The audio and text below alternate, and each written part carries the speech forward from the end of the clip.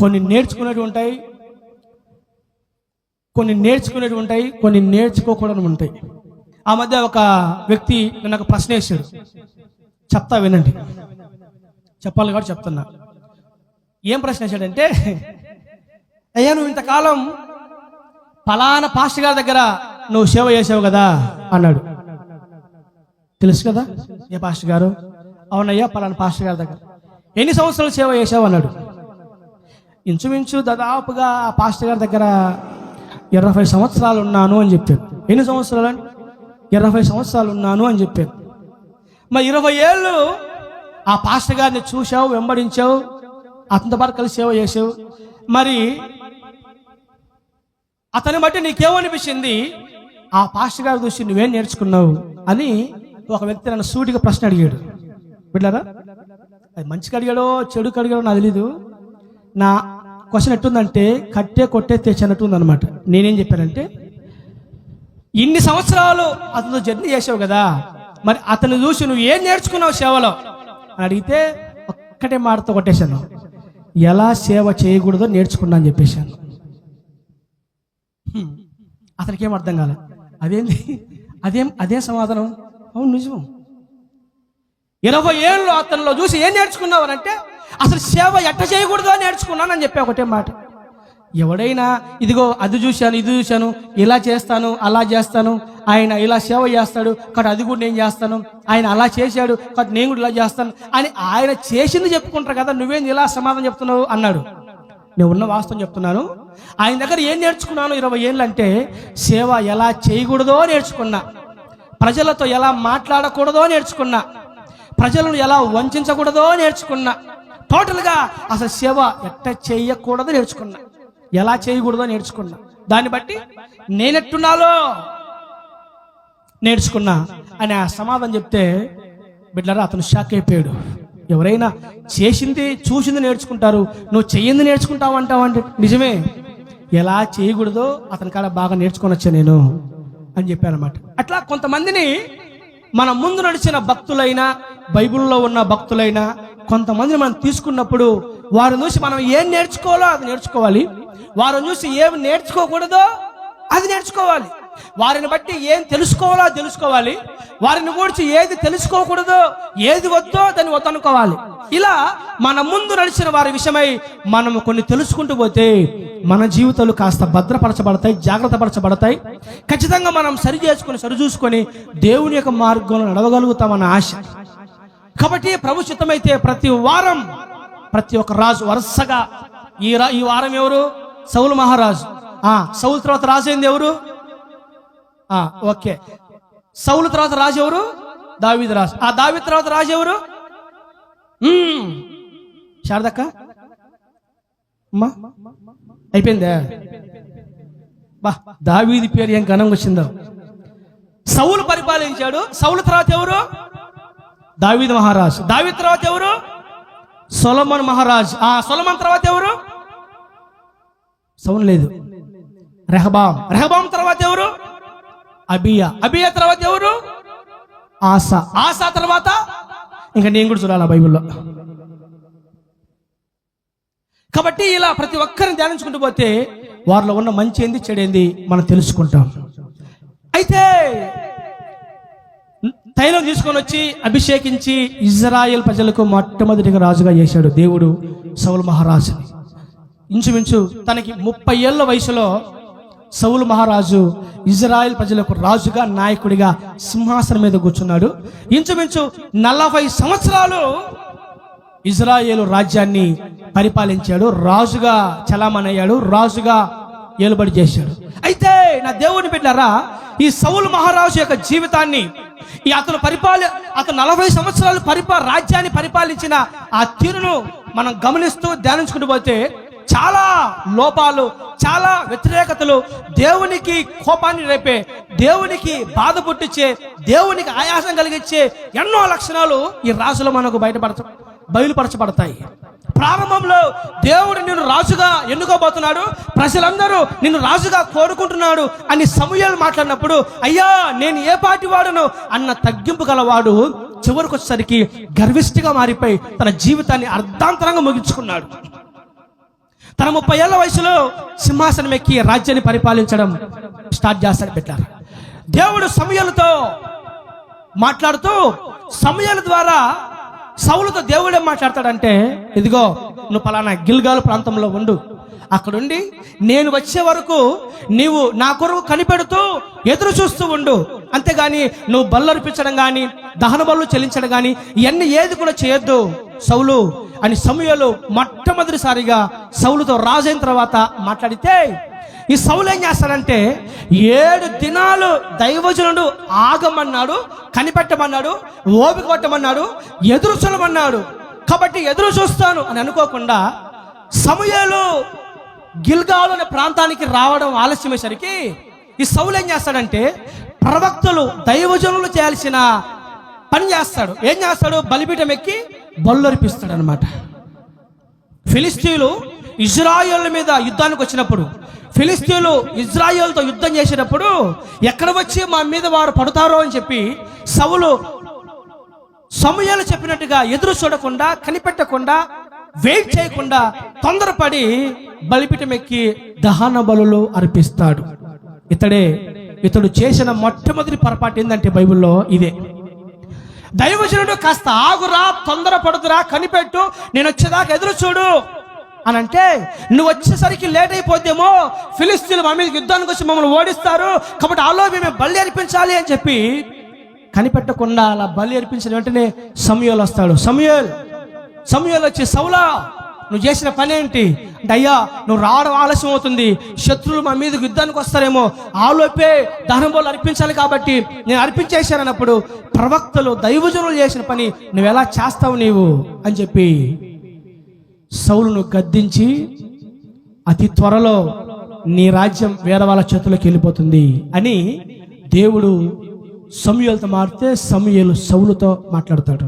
చూడండి, రాజ్యం అధిష్ఠించిన, సింహాసనం ఎక్కిన రాజు అయిన అతి కొద్ది కాలానికే సౌలు అవిధేయత చూపిస్తూ మాట వినేవాడిగా ఉండకుండా లోబడని వాడిగా, నా దేవుని బిడ్డలారా, సమూయేలుకు కోపాన్ని పుట్టించేవాడిగా తయారైపోయాడు.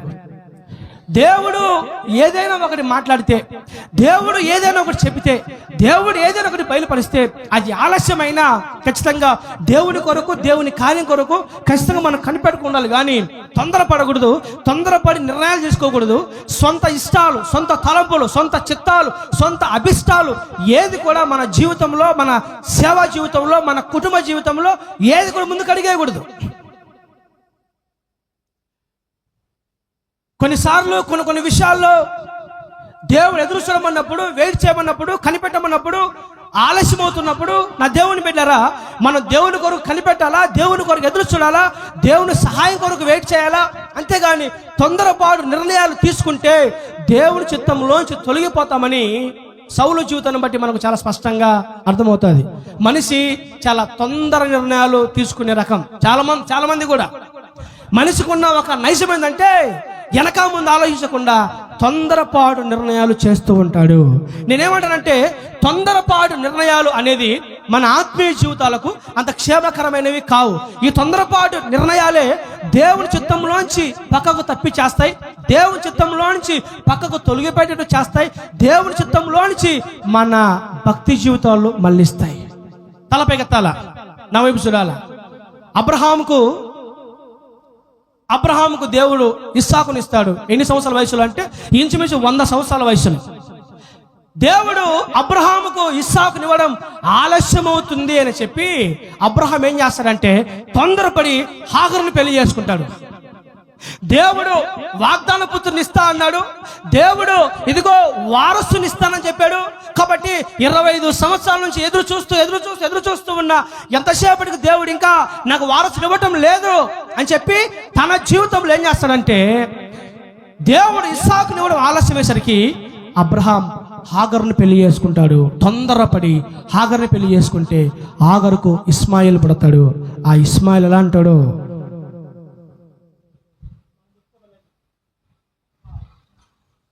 హాగరుకు ఇస్మాయిల్ పుట్టిన తర్వాత, నా దేవుని బిడ్డలారా, కంప్లీట్గా అబ్రహాము దేవుని చిత్తంలోంచి తొలగిపోవడం జరిగింది.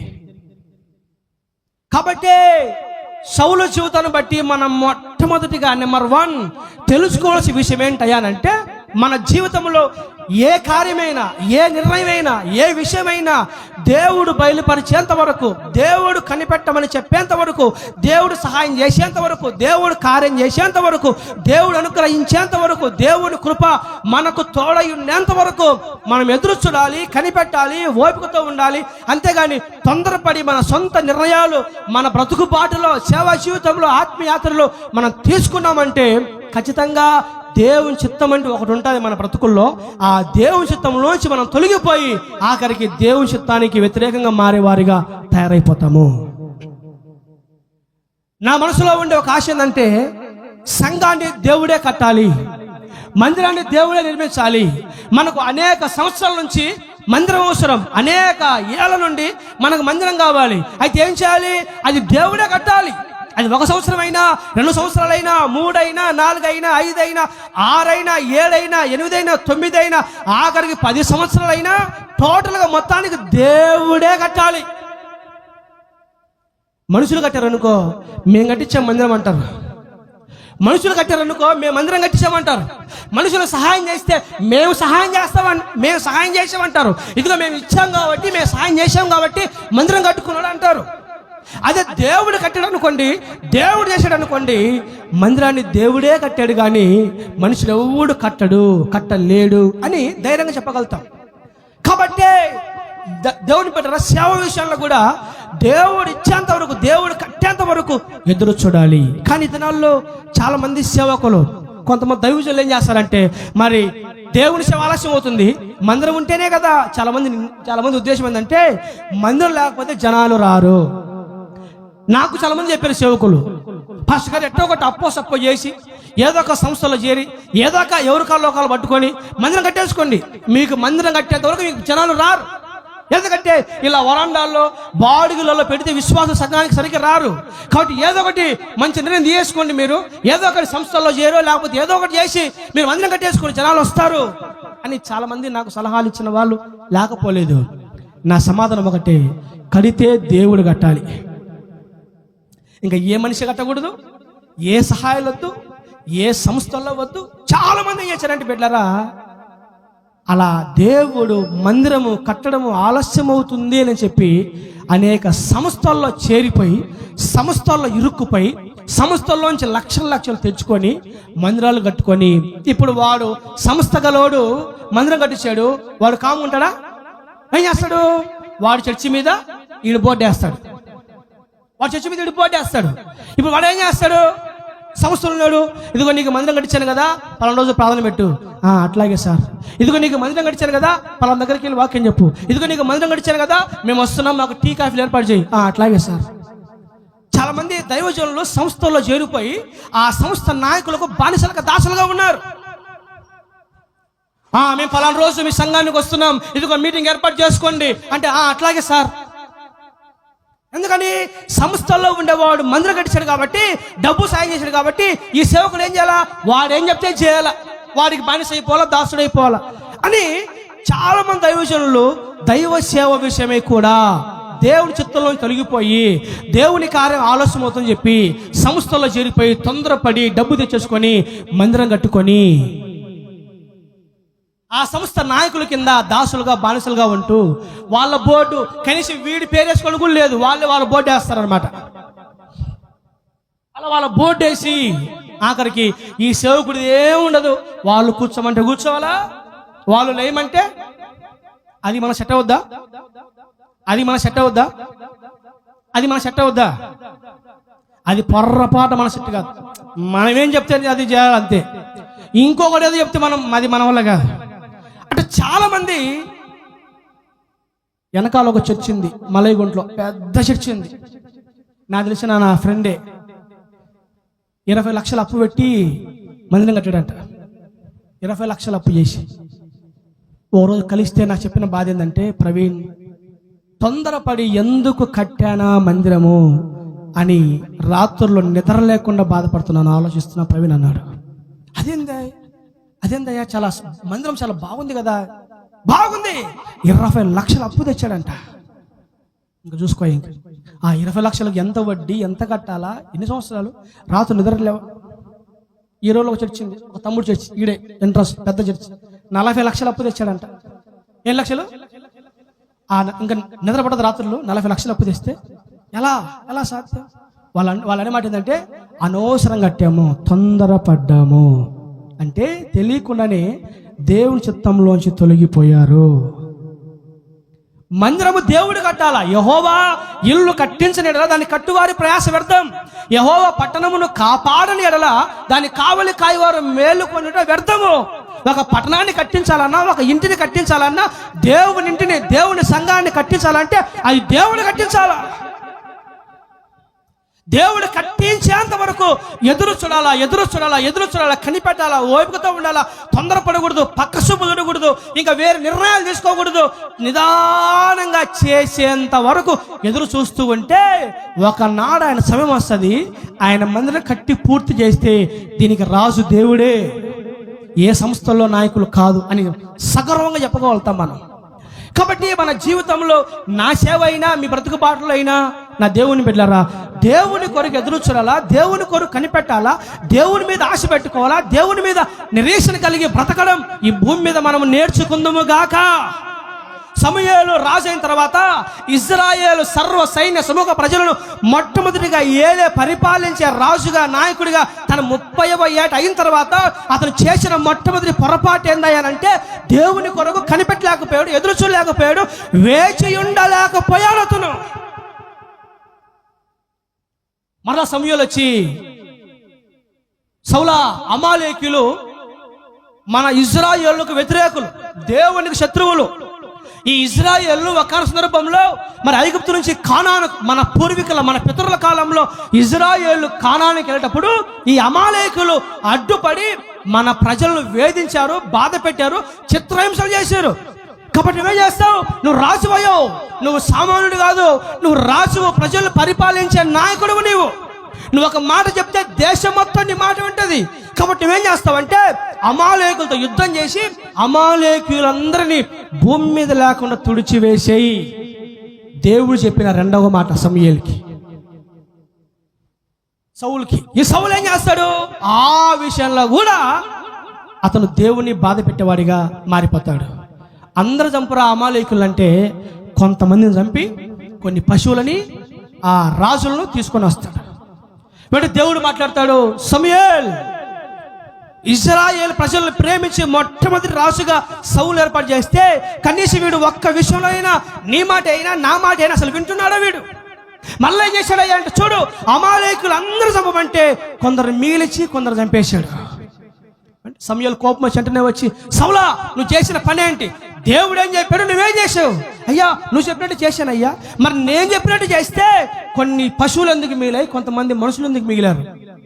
నా దేవుడికి బలిసిన పశువులన్నీ నా దేవునికి బలర్పించాలని చెప్పేసి నేను వీటిని మిగిలిచ్చాను అని సౌలు మాట్లాడితే, ఒకడు ఆజ్ఞను కైకొంటే దేవుడు సంతోషిస్తాడు, కానీ దహన బలులు అర్పిస్తే, నైవేద్యాలు అర్పిస్తే దేవుడు సంతోషిస్తాడా? ఆజ్ఞ, దహన బలి కంటే ఆజ్ఞ గైకొనటయే శ్రేష్టము, మాట వింటమే శ్రేష్టము, అంతేగాని నీ దహన బలులు దేవుడు అంగీకరించడు అని సమూయేలు అక్కడ కూడా సౌలును గద్దించి అతనికి బుద్ధి చెప్పడం జరుగుతుంది. వెంటనే అంటాడు, దేవుడు తన చిత్తానుసారం మనుషుని కనుక్కొని ఉన్నాడు, నీ రాజ్యాన్ని తీసివేసి అతని చేతికి ఇస్తాడు. దేవుడు అమాలేకీయుల్ని భూమి మీద లేకుండా తుడిచివేయమంటే సౌలు చేసిన పని ఏంటంటే దేవుని ఆజ్ఞకు విధేయత చూపించాడు, మాట వినడు. మొదటగా కనిపెట్టలేకపోయాడు, రెండవదిగా దేవుని మాటకు తిరుగుబాటు, ధిక్కరించాడు సౌలు. అదేంద్రా అంటే దేవుని కోసమే దహన బలి అర్పిద్దామని చెప్పేసి అంటున్నాడు. అంటే ఈ మాటలు బట్టి మనకేమర్థమవుతాయంటే, దేవునికి మనము మాట వినకుండా దేవుని కొరకు ఏం చేసినా వ్యర్థమే.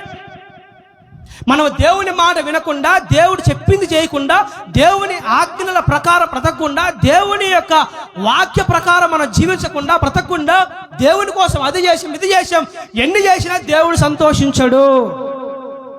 ఒక వ్యక్తిని బట్టి దేవుడు సంతోషించాలి, ఒక సంఘాన్ని బట్టి దేవుడు సంతోషించాలి, ఒక కుటుంబాన్ని బట్టి దేవుడు సంతోషించాలంటే అతను ముందు దేవుడు చెప్పింది చేయాలి. దేవునికి నువ్వు చెప్పిందే, దేవుడు చెప్పింది నువ్వు చేయడమే ముఖ్యం, కానీ దేవుని కోసం మనం చేసేది ముఖ్యము కానే కాదు. చాలా మంది దేవుని కొరకు మేము అవి చేస్తున్నాం, ఇది ఇస్తున్నాం, అవి ఇస్తున్నాం, ఇవి ఇస్తున్నాం అంటారు, కానీ దేవుని మాట వినరు. కొంతమంది దేవునికి సమృద్ధిగా కానుకలు ఇస్తారు, కొంతమంది దేవునికి ఎంతో సపోర్ట్ చేస్తారు, కొంతమంది దేవుని పరిచర్యకి ఎంతో సపోర్ట్ చేస్తారు, కొంతమంది దేవునికి ఎంతో ధారాళంగా ఇస్తారు, కానీ వీరు దేవుని మాట వినరు. ఇప్పుడు దేవునికి ఇస్తే సంతోషిస్తాడా, దేవుని మాట వింటే సంతోషిస్తాడా అంటే దేవునికి ఇస్తే సంతోషించడు, దేవుని మాట వింటే సంతోషిస్తాడు. కాబట్టి సౌలు జీవితాన్ని బట్టి మనం ఏం తెలుసుకోవాలంటే, మన జీవితంలో మనం దేవునికి ఏం చేశామా అన్నది ముఖ్యం కాదు, కానీ దేవునికి ఎంతగా లోబడ్డామా అన్నది ముఖ్యం.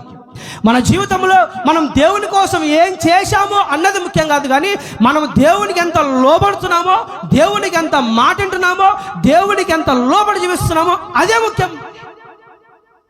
అందుకనే దహన బలి అర్పించడం కంటే మాట వినటమే శ్రేష్టము అని సమూయేలు సౌలుతో మాట్లాడడం జరిగింది.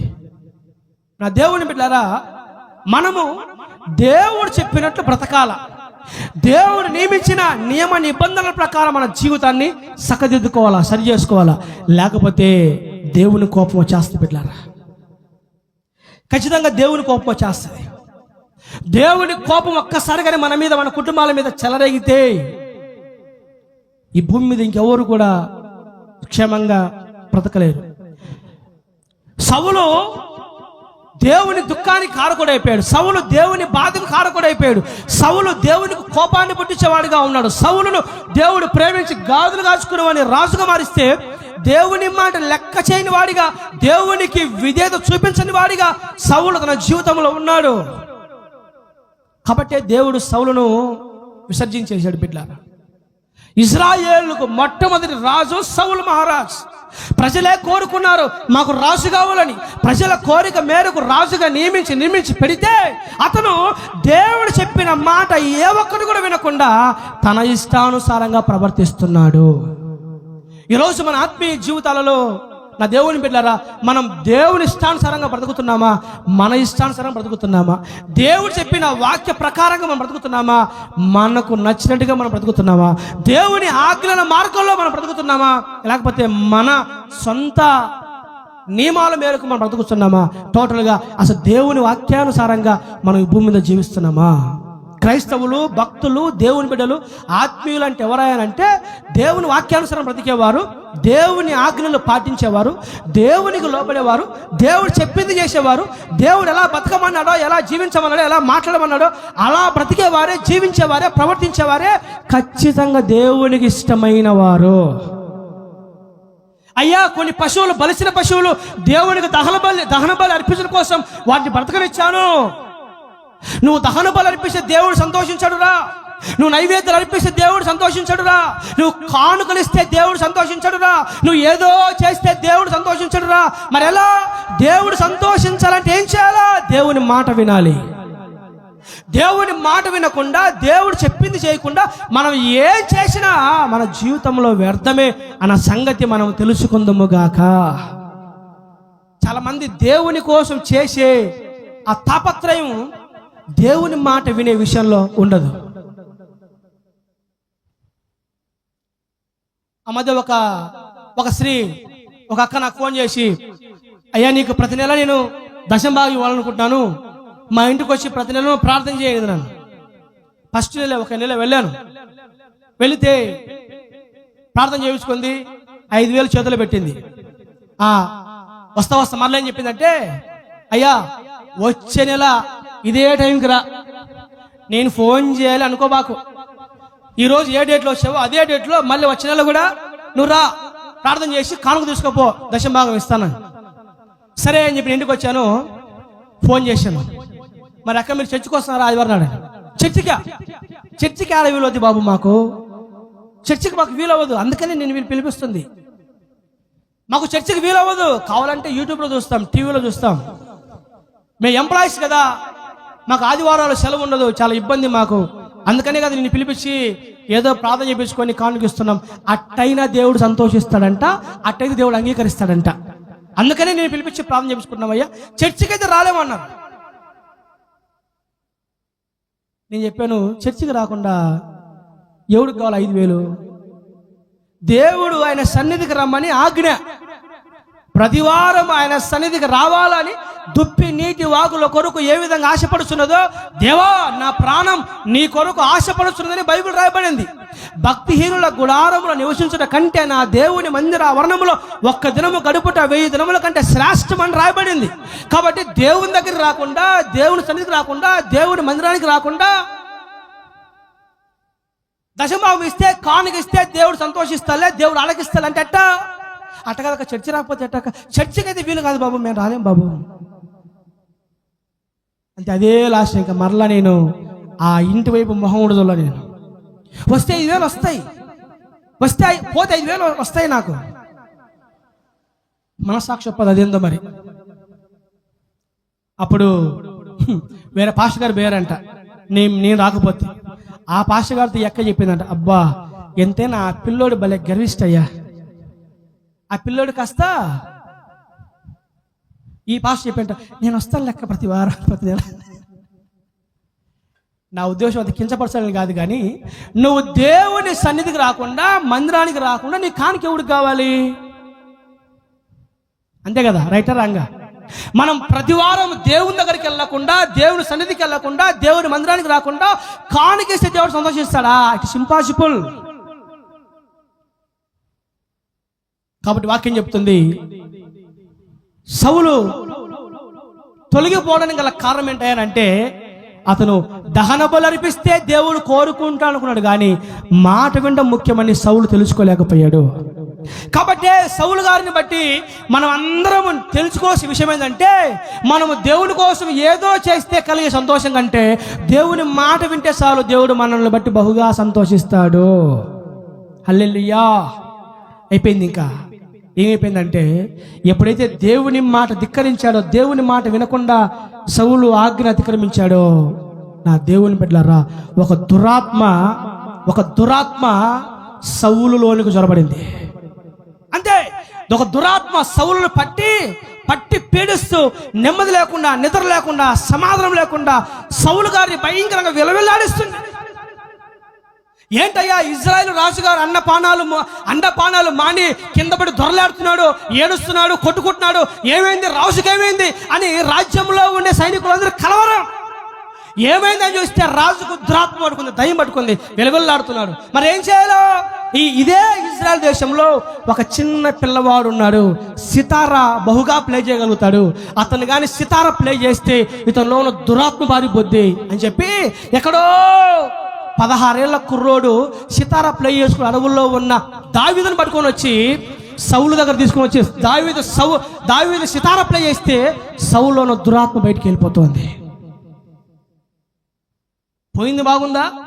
మరలా వచ్చేస్తుంది, మరలా దావీదు సితారా ప్లే చేస్తాడు. సో దావీదు వేడు మరలా దురాత్మ. మీరు గమనించండి, ఒక్కసారి దురాత్మ పట్టుకుంటే, ఒకసారి కొన్ని కుటుంబాల దయ్యాలు దురాత్మలు బంధిస్తే అంత ఈజీగా వదిలిపెట్టవు. ఇంకవి ఎందుకయ్యా? సౌలు మహారాజులు దురాత్మలు పట్టుకున్నాయి, దయ్యాలు పట్టి పిడుస్తున్నాయంటే కృప తొలగిపోయింది. కృప ఎందుకు తొలగిపోయింది? దేవుని మాట వినలా, దేవుని ఆజ్ఞ వినలా, దేవుడు చెప్పింది చేయలా, దేవుని ఆజ్ఞానుసారంగా సౌలు బ్రతకలా. నా దేవుని బిడ్డలారా, కొన్నిసార్లు మనకు అర్థం కాదు. దేవుడు ఏం చేయడులే, దేవుడు ఏం కాదులే, అదేం కాదులే, ఇదేం కాదులే, చాలా నిర్లక్ష్య వైఖరితో మనం ఉంటాం. ఒక్కసారి దేవుడి కృప మనల్ని, మన కుటుంబాలను విడిచిపెట్టి వెళ్ళిపోయిందంటే ఆ తర్వాత మన జీవితాలు ఈ భూమి మీద శాపగ్రస్తంగా, గందరగోళంగా, దురాత్మల చేత పట్టి పీడించబడతాయి భూమి మీద. కాబట్టి మన జీవితాలు చాలా భక్తిగా చక్కదిద్దుకోవాలా, చాలా ఆత్మీయంగా స్థిరపరచుకోవాలా, చాలా భయభక్తులతో భక్తిగా మనం బ్రతకాలి. మనము వేరు, లోకస్తులు వేరు. లోకస్తులు వేరు, మనం వేరు. లోకస్తులు జీవించాలని దేవుడు ఒప్పుకోడు. లోకస్తుల వల్ల ప్రవర్తించాలంటే దేవుడు ఒప్పుకోడు. లోకస్తుల లోక మర్యాద చొప్పున బ్రతకాలంటే మనల్ని దేవుడు ఒప్పుకోడు మనల్ని. ఎందుకని? మనం బాప్తిసం తీసుకున్నాం, రక్షించబడ్డాం, దేవుని తెలుసుకున్నాం, క్రైస్తవులుగా ఆత్మీయంగా పిలవబడ్డాం. మనం ఒక్కసారి దేవుని పిల్లలుగా అలా ముద్రించబడితే దేవుడు లెక్కలేసుకుని పోతాడు ఇంకా మన జీవితానికి.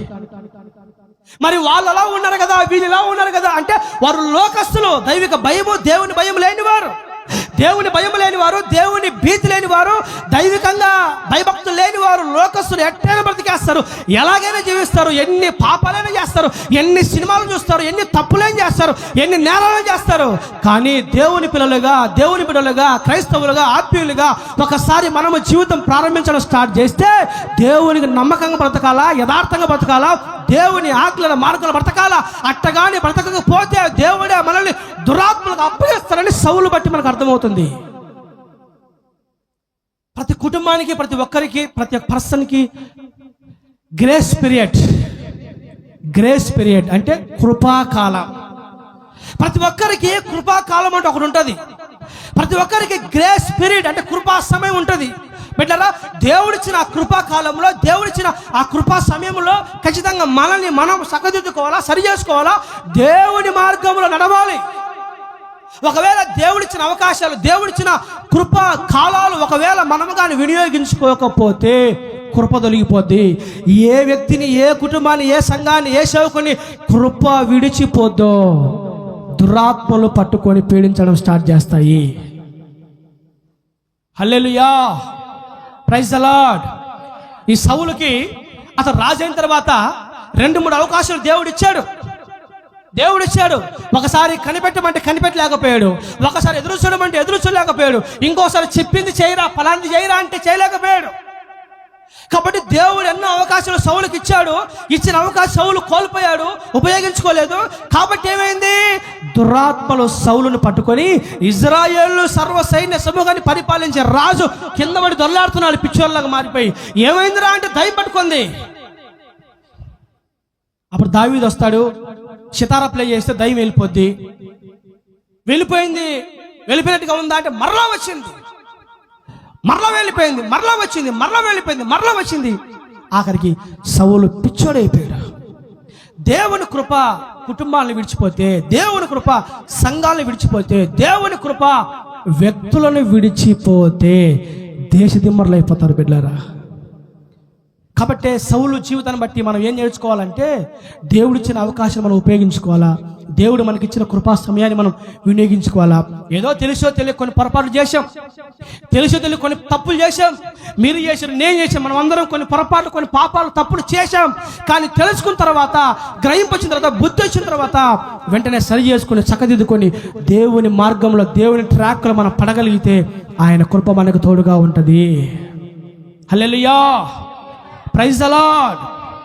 దేవుడే ప్రజల కోరిక మేరకు రాజుగా నియమించి పెడితే ఒక్క మాట దేవుని మాట వినకుండా తిరుగుబాటు చేస్తాడు. కొన్ని కుటుంబాల్లో సమాధానం, నెమ్మది, సంతోషం ఉండదు. ఎందుకని? దురాత్మలు ఏలుబడి చేస్తూ ఉంటాయి. మీరు గమనించండి, దురాత్మలు ఏలుబడి చేస్తే ఏ కుటుంబాల్లో, ఏ సంఘాల్లో, ఏ వ్యక్తుల్లో దయ్యాలు ఉంటాయో అక్కడ నెమ్మది ఉండదు. దయ్యాలు ఉండే ప్లేసులో నెమ్మది ఉండదు, దయ్యాలు ఉండే ప్లేసులో సమాధానం ఉండదు, దయ్యాలు ఉండే ప్లేసులో ఆశీర్వాదం ఉండదు, దయ్యాలు ఉండే స్థలములో సంతోషం ఉండదు, దయ్యాలు ఉండే ప్లేసులో నెమ్మది ఉండదు. ఏదో ఒక డిస్టర్బెన్స్, ఏదో ఒక బాధ, ఏదో ఒక కలవరం, ఏదో ఒక భీతి, ఏదో ఒకటి మనిషిని పీల్చిపిప్పేస్తూ ఉంటుంది. కానీ ఒక పీస్ ఆఫ్ మైండ్ ఉండదు. ఎందుకు ఉండదయ్యా అంటే దేవుడు విడిచిన, అది కృప తొలగిపోయిన కుటుంబాల లిస్ట్ అలా ఉంటుంది. ఈరోజు మనం ఏం నేర్చుకోవాలంటే మన కుటుంబాలకి మన దేవుని కృప పొర్రపాటును కూడా విడిచిపోకూడదు. హల్లెలూయా. ప్రభువా, తెలుసో తెలియకో ఏదో అవిధేయులుగానో కొన్ని పొరపాట్లు మా జీవితంలో జరిగించాం, కానీ ఇక మీదట మాత్రం మమ్మల్ని మేము సరి చేసుకొని చక్కదిద్దుకొని నీకు ఇష్టమైన వారముగా బ్రతుకుతాము అని తీర్మానం చేయదము గాక. హల్లెలూయా, ప్రైజ్ ది లార్డ్. నా దేవుని బిడ్డలారా, సౌల్లో ఉండే ఒక భయంకర గుణం ఏంటంటే, ఈ సౌలు ఎలాంటి ఒకసారి ఇజ్రాయెల్ ప్రజల మీదకి గొల్యాతు అనే ఒక వ్యక్తి వస్తాడు. అతను ఇజ్రాయెల్ ఓడించాలని చెప్పేసి యుద్ధానికి వస్తే ఇజ్రాయేలుకు మారుగా, ప్రజలందరికీ మారుగా దావీదు మహారాజు గొల్యాతుతో యుద్ధం చేసి గొల్యాతును ఓడి చంపించేస్తాడు. వెంటనే అక్కడున్న స్త్రీలు ఏం చేస్తారంటే, దావీదు గొల్యాతును చంపాడు కాబట్టి దావీదుకు 10,000 స్తుతులు, సౌలుకు 1,000, దావీదుకు 10,000, సౌలుకు 1,000 అని చెప్పి దావీదుని ఎక్కువ పొగడతారు స్త్రీలు, సౌలును తక్కువ పొగడతారు స్త్రీలు.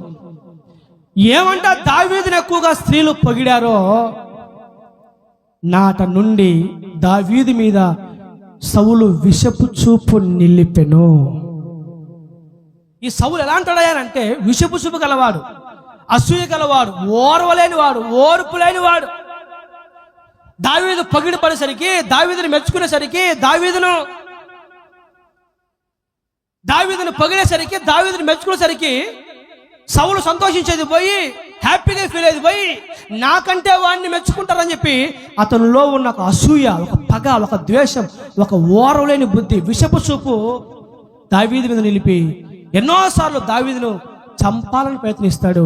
ఎన్నోసార్లు దావీదుని భూమి మీద లేకుండా తుడిచివేయాలని ప్లాన్ చేస్తాడు. దావీదును చంపడానికి సౌలు ఎన్నో ప్రయత్నాలు చేశాడు.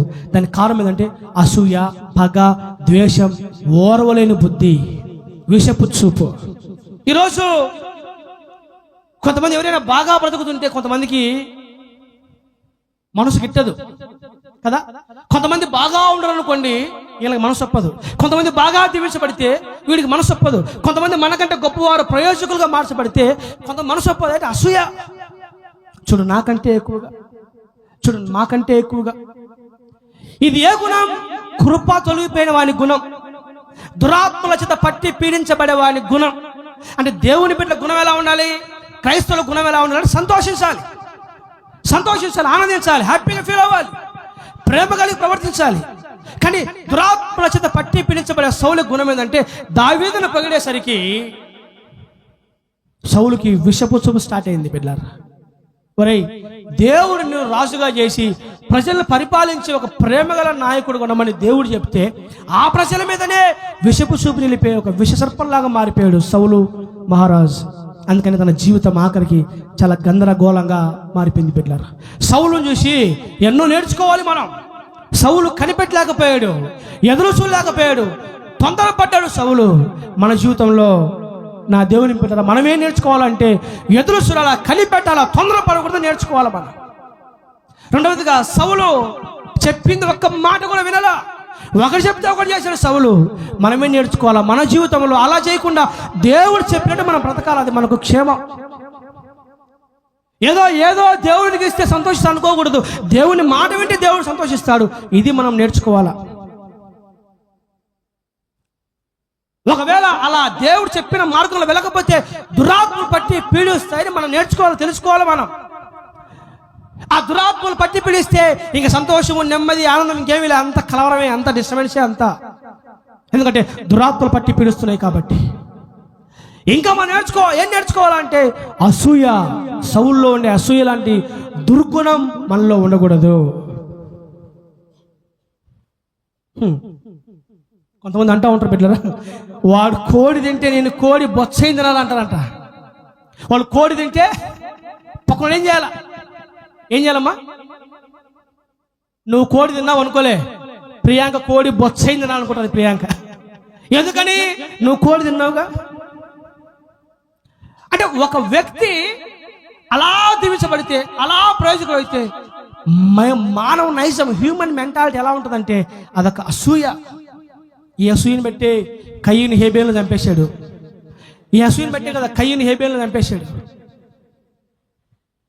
కాబట్టి మనకంటే ఒకరు బాగా బ్రతికితే మనము సంతోషించుదము గాక. Hallelujah. That is God's mentality. అది దేవుని యొక్క తీరు అలా ఉంటుంది.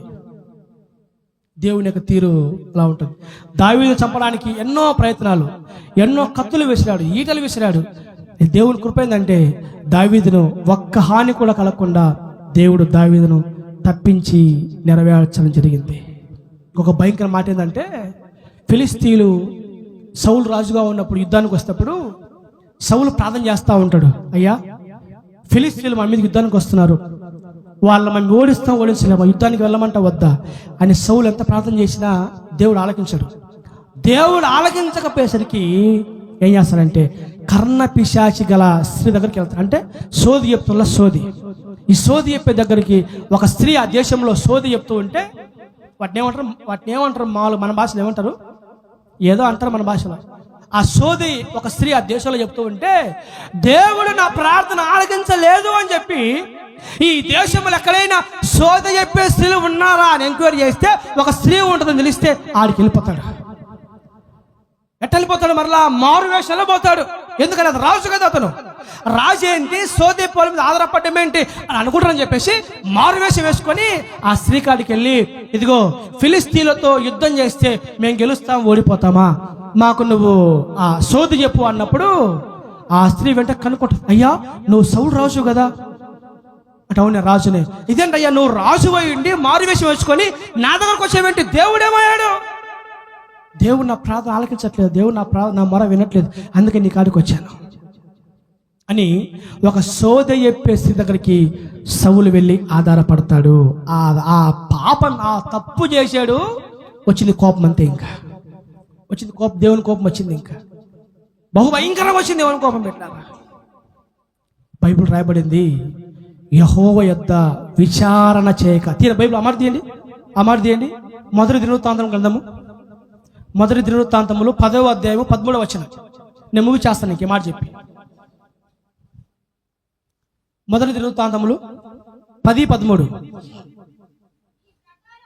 ఈ ప్రకారము యెహోవా ఆజ్ఞను గైకొనక ఆయన దృష్టి ఎదుట ద్రోహం చేసినందుకును యెహోవా యొద్ద విచారణ చేయక కర్ణపిశాచముల యొద్ద విచారణ చేయడాన్ని వెతికినందుకు సౌలు హతమాయెను. తర్వాత అందునిమిత్తము యెహోవా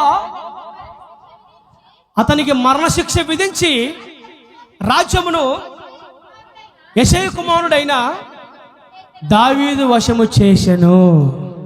బిడ్డరా, ఇది సౌలు జీవితం. ఒకటి, యెహోవా ఆజ్ఞను గైకొనక, ఒకటి దేవుని మాట వినలేదు, రెండు కర్ణపిశాచి అంటే సోద చెప్పు వారి దగ్గరకు వెళ్ళడం ద్వారా దేవుడే సౌలును మరణానికి అప్పగించెను. ఆ మాట రాసి పెట్టుకోండి, ఆన్లైన్ చేసి పెట్టుకోండి. దేవుని ఆజ్ఞను వినలేదు కాబట్టి, దేవుని మాట వినలేదు కాబట్టి, సోద చెప్పే కర్ణపిశాచములు సోద చెప్పగల వారి దగ్గరికి సౌలు వెళ్ళాడు కాబట్టి దేవుడే సౌలును మరణానికి అప్పగించాడు. అంటే నువ్వు దేవుని యొక్క విచారణ చేయాలా, దేవుని యొక్క కనిపెట్టాలా, దేవుడు సహాయం చేసేంత వరకు, దేవుడు ప్రార్థన ఆలకించేంత వరకు, దేవుడు ఇచ్చేంత వరకు, సహాయం చేసేంత వరకు, దేవుడు అనుగ్రహించేంత వరకు నువ్వు దేవుని దగ్గర విచారణ చేస్తూనే ఉండాలి. కానీ పొర్రపాటున దయచేసి ఇలాంటి అంతరాలు తంత్రాలు సోద చెప్పి వాళ్ళ గల వారి దగ్గరికి వెళితే దేవుని కోపం వస్తుంది. ఈ మాటను బట్టి మనల్ని మనం జాగ్రత్త పరుచుకుందాము గాక. ఎన్ని కష్టాలైనా, ఎన్ని బాధలైనా, ఎన్ని ఇబ్బందులైనా దేవుని మీదనే ఆధారపడాలా. ఆడేదో జరుగుతుంది, ఈడేదో జరుగుతుంది, ఆడేదో చెప్తున్నారు, ఇక్కడేదో చెప్తున్నారు, అక్కడ సోది చెప్తున్నారు, ఆడ చెప్తున్నారు, ఆడ కరెక్ట్ చెప్తున్నారు, ఇవన్నీ ఒకవేళ వెళితే దేవుని కోపం వస్తుంది. మనకు స్పష్టంగా చదివాం. మొదటి దినవృత్తాంతములు 10:13 ఇదిగో ఈ ప్రకారం యెహోవా ఆజ్ఞ వినక సోద చెప్పి వారి దగ్గరికి సౌలు వెళ్ళాడు కాబట్టి దేవుడే మరణానికి సౌలును అప్పగించెను. ఇంకో భయంకర మాట చెప్పంటారా, తిని బైబిల్ చేయండి. మొదటి సమూయేలు చివరి అధ్యాయం తీయండి. మొదటి సమూయేలు చివరి అధ్యాయం.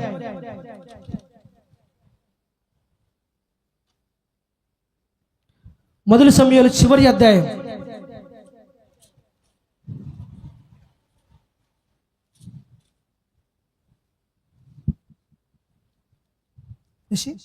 నా బైబిల్ నా పాత బైబిల్ తీసుకురా త్వరగా.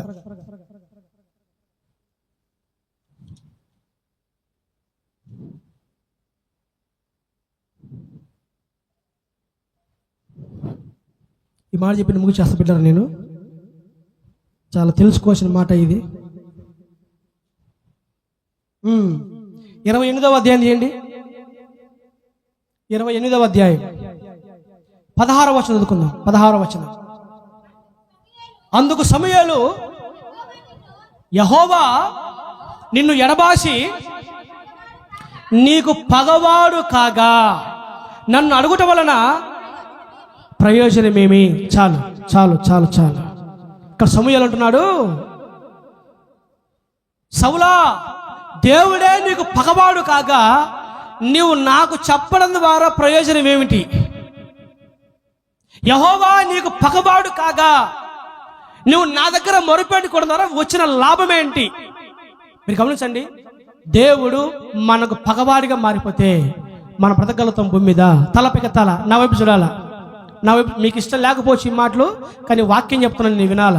దేవుడు నీకు పగవాడైతే నీ పరిస్థితి ఏంటి? దేవుడు నాకు పగవాడైతే నాకు పరిస్థితి ఏంటి? దేవుడే నీ మీద పగబడితే నీ పరిస్థితి ఏంటి? దేవుడే మన మీద పగబడితే మన పరిస్థితి ఏంటి? బైబిల్ రాయబడింది, సౌలు మీద దేవుడు పగబడ్డాడంట. సౌలు మీద దేవుడే పగను పెంచుకున్నాడంట. సౌలుకి దేవుడే పగవాడైపోయాడు, శత్రువైపోయాడంట. సౌలుకు దేవుడే పగవాడైపోయాడు. దేవుడే నీకు పగవాడు కాగా అసలు ఏం జరిగిందంటే, ఈ సౌలు సోదయప్యాం గల వారి దగ్గరికి వెళ్ళి, అమ్మ దేవుడు నా ప్రార్థన ఆలకించట్లేదు, సమూయేలు గారు చనిపోయారు కాబట్టి ఇదిగో నువ్వు ఎట్లా కానీ నువ్వు మంత్రం చేసి సమూయేలు గారిని మరలా నా దగ్గర నడిపించి నన్ను నాతో మాట్లాడించమని సోదయప్పి ఆమెతో సౌలు వేడుకుంటే, ఈ మనిషి ఏదో మంత్రం చేసి చనిపోయిన సమూయేలు గారిని మరలా సౌలుతో మాట్లాడి చేసింది. అప్పుడు సమూయేలు వచ్చి సౌలుతో మాట్లాడుతున్నాడు. ఈ సౌలు అంటున్నాడు, అయ్యో దేవుడు నన్ను వదిలేశాడు, దేవుడు నా ప్రార్థన ఆలకించట్లేదు, ఇదిగో శత్రులు మా మీద యుద్ధానికి వస్తున్నారు, నా పరిస్థితి ఏంటి? అయ్యా సమూయేలా, నా పరిస్థితి ఏంటి అంటే, సమూయేలు అంటాడు, ఒరే నాయనా, దేవుడే నీకు పగవాడరా, దేవుడే నీ మీద పగబడ్డాడు, దేవుడికి నీ మీద పగ పెంచుకున్నాడు. ఇంకా దేవుడే పగవాడైతే నేనేం చేయగలుగుతాను? నాకు చెప్పి ఏం ప్రయోజనం నీవు అంటున్నాడు సమూయేలు. ఏంటయ్యా నువ్వు పగవాడుగా, అసలు దేవుడు పగవాడుగా మారడం ఏంటి? దేవుడు పగబడతాడా? పడతాడు. ఇక్కడ రాయబడింది బైబిల్లో, దేవుడు పగబడతాడు. ఎందుకు పగబడతాడు? గాడిదలు కాచుకున్నోని తీసుకొని వచ్చి రాజుని చేసి ప్రజలు పరిపాలించి నా మాట ప్రకారం బ్రతుకురా అంటే, దేవుడు చెప్పిన ఏ ఒక్క మాట ప్రకారం కూడా బ్రతకకుండా తనకు నచ్చినట్టుగా, తనకున్న తోచినట్టుగా, తనకు ఇష్టానుసారంగా విచ్చలవిడిగా అతనికి ఏది చేయాలనిపిస్తే, అతనికి ఎలా ఉండాలనిపిస్తే, అతనికి ఎలా ప్రవర్తించాలనిపిస్తే తనకు నచ్చినట్టుగా తను బ్రతికాడు. కాబట్టి దేవుడు పగవాడిగా మారిపోయాడు. కాబట్టి దేవునితో చెలగాటం ఏంటరా? బైబిల్ రాయబడింది, జీవము కలిగిన దేవుని చేతులు పట్ట బహు భయంకరమని. దేవుని మనం మోసం చేయలేం. దేవుని కళ్ళు మనం కప్పలేం. కేవలము దేవుని ఆజ్ఞల ప్రకారం బ్రతకకపోతేనే, సౌలును కృప విడిచిపెట్టి వెళ్ళిపోతే, దురాత్మ పట్టి పీడించబడితే ఆఖరికి దేవుడే పగవాడైపోయాడు. ఎన్ని బాధలున్నా, ఎన్ని కష్టాలున్నా, ఎన్ని ప్రాబ్లమ్స్ ఉన్నా పొరపాటును కూడా ఆ సోది చెప్పి వారి దగ్గరకో, మంత్రాల దగ్గరకో, తంత్రాల దగ్గరకో వెళ్తే దేవుని కోపం వస్తుంది. జాగ్రత్త. అవసరమైతే చచ్చిపోదాం, అవసరమైతే. అంతేగాని పొరపాటు కూడా ఇలాంటి అంత్రాలు, తంత్రాలు, మాయల కాడికి మనం వెళ్ళకూడదు. అది దేవుని క్రమము, చిత్తము కాదది. సౌలు రాజు, అతనే ఆ పని చేశాడు, కానీ దేవుని కోపం చేసిన సౌలు మీదకి. ఎక్కడికి వెళ్ళకూడదు మనం. మన జీవితాలకు, మన జీవిత సమస్యల పరిష్కారం మన దేవుడే. మన జీవిత సమస్యలకి పరిష్కారము ఎవరు? ఆ మధ్య ఒక 15 ఏళ్ల క్రితం అనుకుంటా, నాకు పెళ్ళైన కొత్తల్లో నాకేదో హెల్త్ బాగాలేకుండా వస్తే, నాకేదో ఆరోగ్యం బాగాలేకుండా వచ్చింది ఆ రోజుల్లో. అప్పుడు మా బాబాయ్ వాళ్ళు ఏం చేశారంటే, చూడండి వీడికేమయింది, ఈయనేమో వేశారు ఇన్ని అని చెప్పేసి, బిడ్డరా యాడికో ఏదో ఒక ఊరికి వెళితే అదేదో నీళ్లు దాపించి కక్కిస్తారంట. అప్పుడు లోపల ఎవరైనా మందు పెడితే అది ఈజీగా బయటకు వచ్చేస్తుంది అని చెప్పి ఎవరో మా బాబాయ్కి, మా పెద్దమ్మ వాళ్ళు చెప్తే, ఏం జరిగిందంటే, ఆ రోజుల్లో పెళ్ళైన కొత్తలో నన్ను తీసుకెళ్ళిపోయారు. నేను రాను అంటే బలవంతంగా తీసుకెళ్ళిపోయారు మా బాబాయ్, ఇంకెవరో కొంతమంది తీసుకెళ్ళిపోతే ఏదో ఒక ప్లేస్లో కూర్చోబెట్టాడు. నన్ను ఒక కర్ర పెట్టాడు, కర్ర మీద కూర్చోబెట్టాడు. అప్పుడు నాకేం తెలియదు కదా, అప్పుడు కర్ర మీద కూర్చోబెట్టాడు. కూర్చున్నా ఒక బింది ముందు పెట్టి ఈ నీళ్ళు తాగమని చెప్పాడు. తాగతనే ఉన్నా, పోతనే ఉన్నాయి కడుపులోకి అవి. బిందు నీళ్లు తాగేశాడు. ఇప్పుడు కక్కు అన్నాడు. ఎట్ట కక్కాలరా, నోట్ లేనేసి కక్కు అన్నాడు. ఇటంటే అన్నాను. బిడ్డలారా, ఏమైందంటే అందులో నుంచి ఏదో పడిందంట. ఏం పడిందో నాకు తెలియదు. మొత్తానికి ఒక నల్ల తీసి, ఇదిగో మీ ఓడికి స్వీట్లో, మీ ఓడికి తీపి అంటే లడ్డు అంటే బాగా ఇష్టం కదా, తీపి అంటే స్వీట్ అంటే లడ్డులో మంది పెట్టారు, ఇదిగో అని చూపించింది వాడు. ఆయన మా బాబాయ్, ఈ జాగ్రత్త పెట్టుకోరా, జాగ్రత్త పెట్టుకో, ఇంకోసారి ఎక్కడికైనా వెళ్తే జాగ్రత్తగా ఉంటారా అంటే వాళ్ళ ఉద్దేశం ఏంటంటే నాకేదో మందు పెట్టారంట. అన్యాయంగా పాపం ఎవరు మందు పెట్టి వాళ్ళ మీద నిందేశాం అక్రమంగా. వాస్తవానికి కానే కాదు, ఎవరు మందు పెట్టలేదు. అది పచ్చి అబద్ధం. అది పాపం అనవసరం వాళ్ళ మీద నిందేసి తర్వాత బాధపడ్డా నేను. అరే చాలా పొరపాటు అయిపోయింది. వాడు ఏదో చేశాడంతే, వాడు సోది చెప్పేవాడు, మంత్రాలు చేసేవాడు, ఏమేమి చేస్తాడు వాడు అంతే. దాన్ని చూసి ఇదిగో మీ ఓడికి లడ్డులో స్వీట్లో మందు పెట్టారు, ఇదిగో ఈ నల్లని మందు జాగ్రత్తగా తీసుకెళ్ళంటే అందులో తీసుకొచ్చి బయట పడేసా నేను. పోరా నాయన అనుకోండి. నేను అటు వెళ్ళొచ్చా? అమ్మో, దేవుడు పగవాడిగా మారిపోతాడు మనకి. మనం వెళ్ళామా, యెహోవా నీకు పగవాడిగా మారిపోతాడు. కష్టమో నష్టమో సావో రేవో దేవుని మీదే ఆధారపడదుముగాక. హల్లెలూయా. కేవలం దేవుడు ప్రార్థన ఆలకించలేదని సౌలు సోద చెప్పే వాళ్ళ దగ్గరికి వెళ్ళాడు. యెహోవా పగవాడిగా మారిపోయాడు. సౌలా, యెహోవా నీకు పగవాడిగా మారిపోతే నన్ను అడగడతారు, నీకు వచ్చిన ప్రయోజనం ఏంటి? దేవుడే నీ మీద పగబడ్డాడు. మొట్టమొదటి రాజు, ఇజ్రాయెల్ పరిపాలించే the great man of God, మొదటి రాజు ఇతను. ఇజ్రాయేలుకు ప్రజలు పరిపాలించే ఒక శ్రేష్టమైన నాయకుడు. ఎక్కడో గాడిదలు కాచుకున్నాడు. దేవుడు రాజుని చేస్తే ఆఖరికి సోది చెప్పగల వారి మీద ఆధారపడుతున్నారు. మీరు వెళుతున్నారా? మీరు వెళుతున్నారా? జాగ్రత్త, దేవుడు పగవాడిగా మారతాడంట. నా మాట కాదు, బైబిల్లో మాట. ఈ మాట ఇది. ఆఖరికి ఏం జరిగిందండి చెప్పమంటారా బిడ్డలారా? ఆఖరికి ఏం జరిగిందంటే పిచ్చి బట్టి తన కత్తితో తానే పొడుచుకొని చచ్చిపోయాడు. తన కత్తితో తానే పొడుచుకొని యుద్ధంలో శత్రువులు ఇజ్రాయేలు మీద పడి వారిని ఓడిస్తూ ఉన్నప్పుడు ఇంకా సౌలుకు అర్థమైంది, ఇంకా ఈ ఫిలిస్తీన్లు నన్ను చంపేస్తారు అని అతను తెలిసినప్పుడు ఏం చేస్తాడంటే తన కత్తి తీసుకొని తానే పొడుచుకొని చచ్చిపోతాడు. రాజు దిక్కులేని సావు తెచ్చాడు. రాజు దిక్కులేని సావు తెచ్చాడు. సస్తే ఈ ఫిలిస్తీన్లు ఏం చేశారో, ఈ ఫిలిస్తీన్లు సౌలు కాడికి వచ్చి సౌలు తల తెగనరికి సౌలు తలను తీసుకెళ్ళి వారి దేవతా గుడిలో పెట్టుకున్నారు. ఫిలిస్తీన్లు సౌలు తల తెగనరికి వారి దేవతా గుడిలో పెట్టుకొని మొండెం ఒక దగ్గర, తల ఒక దగ్గర. ఇజ్రాయేలు నాయకుడు తల రెండు భాగాలైపోయినాయి. తల వేరైపోయింది, మొండెం వేరైపోయింది. ఆఖరికి తన సైనికులు తలలేని వాడిగా మొండెంతోనే సమాధి చేశారు సౌలుని. ఎందుకయ్యానంటే దేవుడు పగవాడిగా మారిపోయాడు. ఎందుకు పగవాడిగా మారిపోయాడు? తన జీవితంలో దేవుడు చెప్పినట్టు బ్రతకలా, తన జీవితంలో దేవుడు చెప్పినట్టు చేయలా. తన జీవితంలో దేవుని తెలుసుకున్న తర్వాత, దేవుని మార్గం అర్థమైన తర్వాత ఇతను దేవుని మార్గం బ్రతకకుండా ఇష్టానుసారంగా బ్రతికాడు. చెప్పిన ఒక్క మాట పాటించలా. కాబట్టి దురాత్మలు తగులుకున్నాయి. పిచ్చోడైపోయాడు. ఆఖరికి సోదేపు వాళ్ళ మీద ఆధారపడుతున్నాడు. ఆఖరి తను పొడుచుకొని చచ్చిపోయాడు. తల వేరైపోయింది, మొండెం వేరైపోయింది. రాజు అక్కడ కుక్క సాగు తెచ్చాడు ఆఖరికి సౌలు రాజు. ఎందుకయ్యానంటే యెహోవా అతన్ని ఎడబాసెను. ఎందుకు ఎడబాసాడయ్యా అనంటే కృపను పోగొట్టుకొనెను. కృప ఎందుకు పోయిందయ్యా అనంటే ఆజ్ఞను అతిక్రమించెను. ప్రారంభంలో ఎట్టున్నాడు? అయ్యా నేనే పాటు ఉన్నాయ్యా, అయ్యా ప్రజలు నేను కోరుకుంటున్నారు సౌలను రాజుని చేస్తానంటే నేనే పాటిని, నా కుటుంబం పాటి, నాకు అంత లేదు. అంత తగ్గింపగలవాడు ఆఖరికి దేవుని మాటను ధిక్కరించేంత గర్విష్ఠగా మారిపోయి కుక్క సాగు వచ్చాడు ఆఖరికి సౌలు తన జీవితంలో. ఈ సౌలే కాదు, మన ప్రతి వారం వింటాం కదా కొంతమంది రాజులు, వారి బ్రతుకులు ఏ విధంగా ఉన్నాయో ప్రతి వారం చెప్తాను మీకు నేను. బిడ్డలారా, మనం ఏం నేర్చుకోవాలంటే సౌలుని చూసి మనం ఏం తెలుసుకున్నామంటే తొందరపడకుండా దేవుని కొరకు ఎదురు చూడాలా. మన జీవితంలో దేవుని కొరకు ఏం చేస్తున్నామన్నదిగా ముఖ్యం కాదు, దేవునికి ఎంత లోబడుతున్నామన్నదే మనకు ముఖ్యం.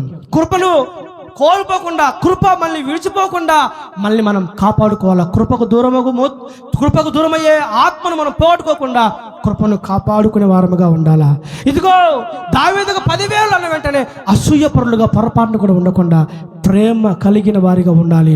ఎన్ని కష్టాలు వచ్చినా, ఎన్ని బాధలు వచ్చినా సస్తే దేవుడి దగ్గర సాపాలి, కానీ సోదే చెప్పే వారి దగ్గరికి పొరపాటున కూడా వెళ్ళకూడదు. ఇది సౌలు బట్టి మనం నేర్చుకోవాలా. వీటన్నిటిని బట్టే సౌలు జీవితం ఆఖరికి అర్ధాంతరం ముగించబడింది. ఇతనిలో ఉన్న గుణాలు మనలో లేకున్నట్లు మనము దేవుని మార్గంలో నడుచుదము గాక. 40 ఏళ్ళు రాజ్యాన్ని సౌలు పరిపాలిస్తే ఏనాడు నెమ్మదిగా లేడు, ఏనాడు సమాధానంగా లేడు, ఏనాడు సంతోషంగా లేడు. అంత దురాత్మల చేత పట్టి పీడించబడ్డాలి. ఎందుకంటే కృప విడిచిపోయింది. జాగ్రత్త. కొన్నిసార్లు మనకు అర్థం కాదు కృప మనల్ని విడిచిపెట్టి వెళ్ళిపోయేది. కృప మనల్ని విడిచిపెట్టి వెళ్ళిపోయేది మనకు అర్థం కాదు కొన్నిసార్లు.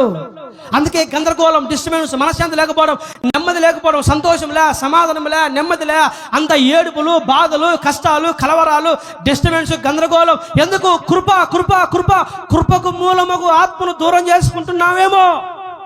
ఎందుకు దూరం అయిపోద్ది? దేవుడు చెప్పిన ఆజ్ఞల మార్గంలో బ్రతకాలా. నేను మరలా చెప్తున్నా, లోకస్తులు వేరు, మనం వేరు. లోకులు వేరు, మనం వేరు. లోక సంబంధులు వేరు, మనం వేరు. లోక పద్ధతులు వేరు, మనం వేరు. We are Christians. మనం దేవుని పిల్లలు. మనం లోకస్తులాగా బ్రతకూడదు. లోకస్తులాగా సినిమా హాల్లోకి వెళ్ళకూడదు. లోకస్తులాగా సినిమా చూడకూడదు. లోకస్తులాగా తప్పు చేయకూడదు. లోకస్తులాగా పాపం చేయకూడదు. లోకస్తులాగా విచ్చలవిడిగా బ్రతకూడదు. లోకస్తులాగా బూతులు మాట్లాడకూడదు. లోకస్తులాగా ఇష్టానుసారంగా బ్రతకూడదు. లోకస్తులాగా ప్రవర్తించకూడదు. యెహోవాయే మనకు పగవాడైతే, దేవుడే మన మీద పగబడితే మన కుటుంబ పరిస్థితి ఏంటి అసలు?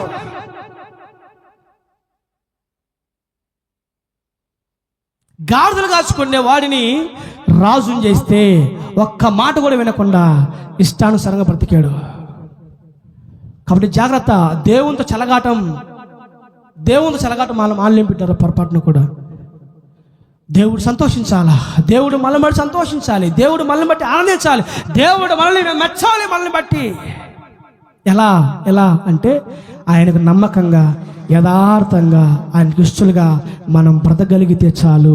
ఆయన కృప మనల్ని విడిచిపోదు. ప్రభు అంటాడు, దావీదా, సౌలును నా కృప విడిచి వెళ్ళిపోయింది. సౌలు నా కృప విడిచి వెళ్ళిపోయింది, నీకు మాత్రం నా కృప దూరం చేయను దావీదా అంటాడు దేవుడు. ఆఖరికి ఏం జరిగిందంటే సౌలు సస్తాడు. సచ్చిన తర్వాత దేవుడు ఏం చేస్తాడంటే సౌలు ప్లేస్లో ఎక్కడో గొర్రెలు కాచుకున్నవాడిని, చదువు సందరైన వాడిని, అడవుల్లో బ్రతికేవాడిని దావీదుని తీసుకొని వచ్చి సౌలుకు మారుగా దేవుడు దావీదుని రాజు చేస్తాడు. హల్లెలూయా. చూడండి, తన రాజ్యాన్ని పెరిగి దావీదుకి ఇచ్చాడు దేవుడు. జాగ్రత్త. తన రాజ్యాన్ని సౌలు చేతిలోంచి పెరిగి దేవుడు దావీదుకి ఇచ్చాడు. కొన్నిసార్లు నీకు రావాల్సిన ఆశీర్వాదాలు పక్కలకు పోతూ ఉంటాయి. నీకు రావాల్సిన దీవెన నీ కళ్ళ ముందు ఇంకొకరికి ఇస్తూ ఉంటాడు దేవుడు. నీకు రావాల్సిన ఆశీర్వాదము, నీకు రావాల్సిన దీవెన, నీ కుటుంబానికి నీకు కలగాల్సిన ఆశీర్వాదము నీ పక్కింటోళ్ళకో, నీ ఎరుగుపుర వరకు దేవుడు ఇస్తూ ఉంటాడు. నీకు రావాల్సిన ఇంకొకరికి ఇస్తాడు నీ కళ్ళ ముందే. నాతో దైవజనుడు ఒక మాట చెప్పాడు నాకు. ఆ మాట నేటి గుర్తుంది నాకు. ఏం చెప్పాడంటే, ప్రవీణ్, ఒకవేళ నువ్వు కానీ నిర్లక్ష్యపరుడుగా సేవ విషయంలో, అలక్ష్యంగా సేవ విషయంలో ఒకవేళ నువ్వు కానీ నిర్లక్ష్యపరుడుగా, సోంబేరిగా ఉన్నావు అనుకో, నీ కళ్ళ ముందే ఇంకోరు లేపుతాడు దేవుడు. నువ్వు కానీ సోంబేరిగా సేవ విషయంలో ఉంటే నీ కళ్ళ ముందే దేవుడు ఇంకొకరు లేపుతాడు నీ ముందు సేవలో. అప్పుడు నువ్వు కుమిలు చేస్తావు నువ్వు. కాబట్టి జాగ్రత్త. ఆ అవకాశం ఇంకోరికి ఇవ్వద్దు పొరపాటును కూడా. ఎందుకని? ఒకవేళ నేను కానీ తప్పితే నాకు బుద్ధి కలిగించడం కోసం నా కళ్ళ ముందు దేవుడికి ఒక లేపుతాడు సేవలో. అదో పెద్ద భయం నాకు. యెహోవా మనల్ని ఎడబాసిన ఎడలా, యెహోవా మనల్ని ఎడబాస్తే మన పరిస్థితి ఏంటి? కాబట్టి కొన్నిసార్లు మనకు రావాల్సిన దీవెన, మనకు రావాల్సిన ఆశీర్వాదం వేరే వాళ్ళకి వెళ్తూ ఉంటాయి, మన కళ్ళ ముందు వెళుతూ ఉంటాయి. ఎందుకయ్యానంటే దేవుని కృపను కోల్పోయావు గనుక, దేవుని కృప నిన్ను విడిచిపెట్టి దూరం వెళ్ళింది గనుక, యెహోవా నీకు పగవాడిగా మారాడు గనుక. కాబట్టి నా దేవుని బిడ్డలారా, మనం సరి చేసుకుందాం. అవసరమైతే కన్నీళ్ళు విడదాం, పశ్చాత్తాపడదాం. దేవుడు సౌలు చేతుల్లోంచి రాజ్యాన్ని తీసి దేవుడు దావీదు చేతుల్లోకి రాజ్యం ఇస్తాడు. ఆఖరికి తనకత తాను పరుచుకొని ప్రపంచంలో మొట్టమొదటి ఆత్మహత్య చేసుకునేవారంటే సౌలు మహారాజే. రాజు కత్తిబడుచుకుని చచ్చిపోతాడు. తలకాయ ఒక దగ్గర, మొండెం ఒక దగ్గర పడిపోద్ది. ఇంత ఘోరమైన సావు. ఎందుకంటే దేవునికి ఇష్టానుసారంగా బ్రతక, తనకు నచ్చినట్టుగా బ్రతికాడు. కాబట్టి జాగ్రత్త, జాగ్రత్త. ఈ రాజ్యంపై దేవుడు దావీదు చేతులు పెట్టాడు. రేపార ప్రవచితమైతే దావీదు గురించి మనం మాట్లాడుకుందాం. కృప మనందరికీ తోడైండును గాక. కళ్ళు మూసుకుందాం.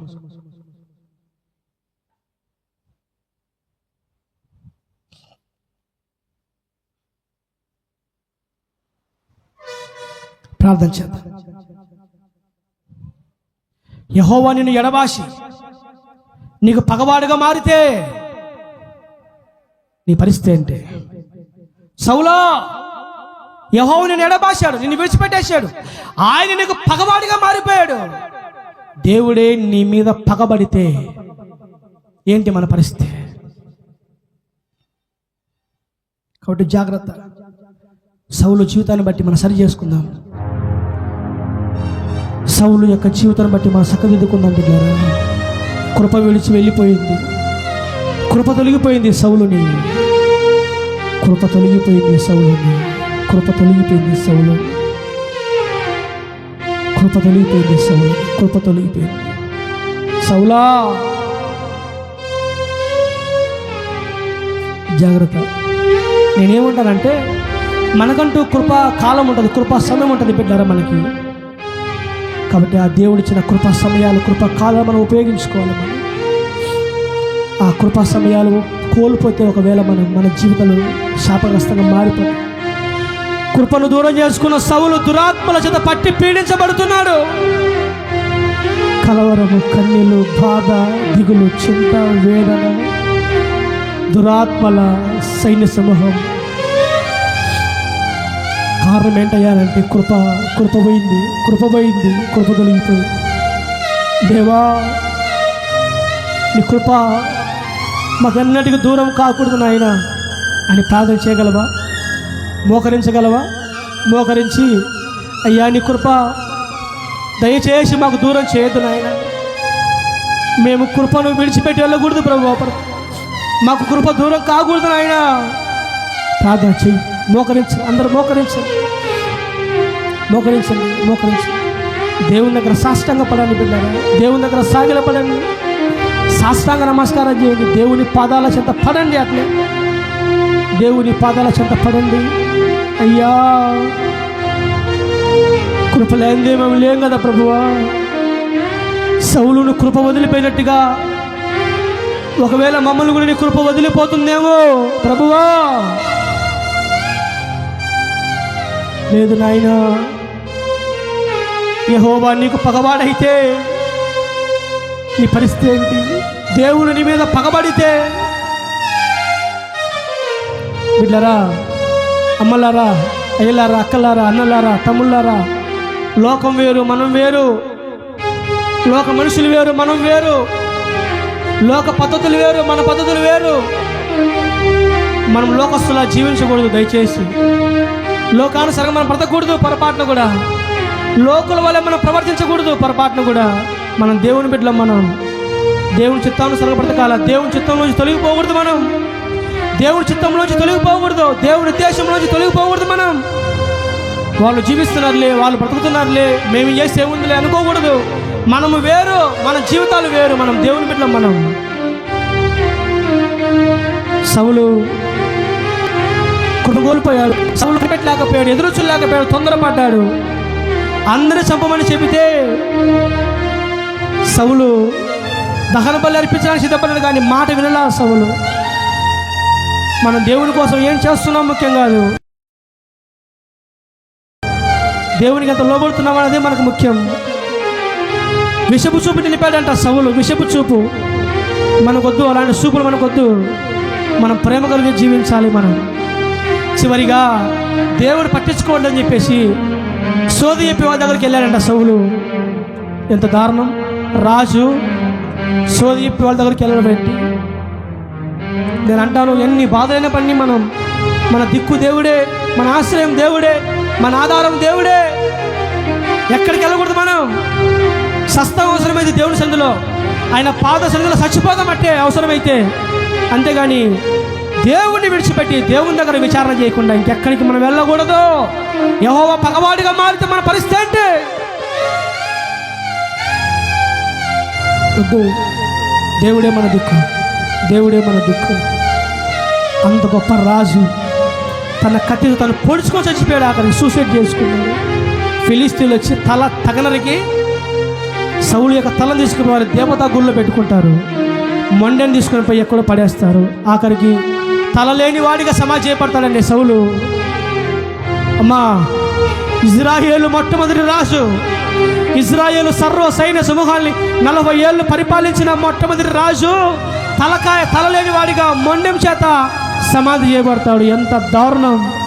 ఇజ్రాయేలు రాజుల చరిత్రలో ఇంత దారుణం ఎక్కడ జరగల అసలు. ఇంకా ఎందుకు ఇంత దురవస్థ సౌలుకంటే ఒకే ఒకటి, దేవుని మాట వినలా. అంటే మనం వింటున్నామా? దేవుని మాట? మనం వింటున్నామా దేవుని మాట? కృపను పొరపాటున కూడా దూరం చేసుకోవద్దు.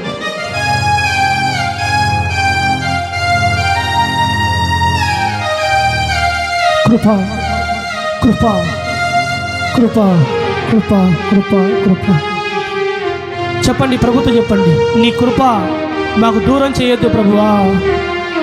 నీ కృప మమ్మల్ని విడిచి వెళ్ళనీయొద్దు ప్రభువా. నీ కృప లేనిది మేము లేవు నాయనా. నీ కృప మమ్మల్ని దూరం చేయొద్దు నాయన. సౌలుకు దూరమైన కృప మాకు దూరం కాకూడదు మహాప్రభు. సౌలుకు దూరమైన కృప మాకు దూరం కాకూడదు అయ్యా. కృప తప్పితే వేరొకటి లేదు కదా ప్రభువా. నీ కృప తప్ప వేరొకటి ఏముంది నాయన? నీ కృప తప్పితే మాకు ఈ లోకంలో ఇంకెవరున్నారయ్యా? నీ కృప తప్పితే మాకు ఆధారం ఏముంది నాయన? ఈ లోకంలో ఒక అభాగ్యులుగాను అయోగ్యులుగాను మేము జీవిస్తున్నాం ప్రభువా. ముందు వెనుక మాకంటే ఎవరు లేరు నాయన.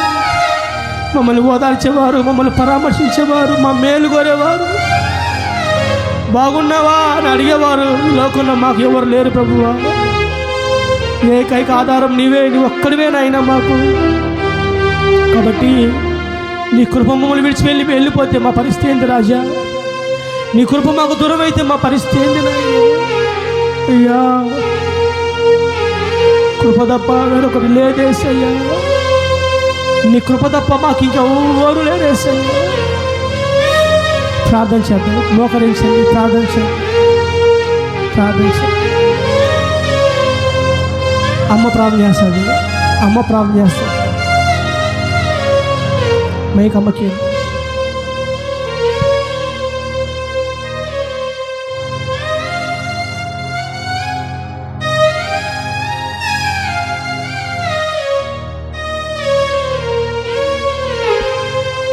కృపాసక్తి సంపూర్ణమైన ప్రియా పరలోక తండ్రి, పరిశుద్ధమైన పాదములకు భగవారి పాదములకు హృదయపూర్వకమైన కృతజ్ఞతాస్తుతులు చెల్లించుకుంటున్నాం ప్రభువా. పరిశుద్ధుడు పరిశుద్ధుడు పరిశుద్ధుడు అని పరలోకముల వేలాది దూతలతో నిత్యం పొగడబడుతున్న తండ్రిని కొందరములు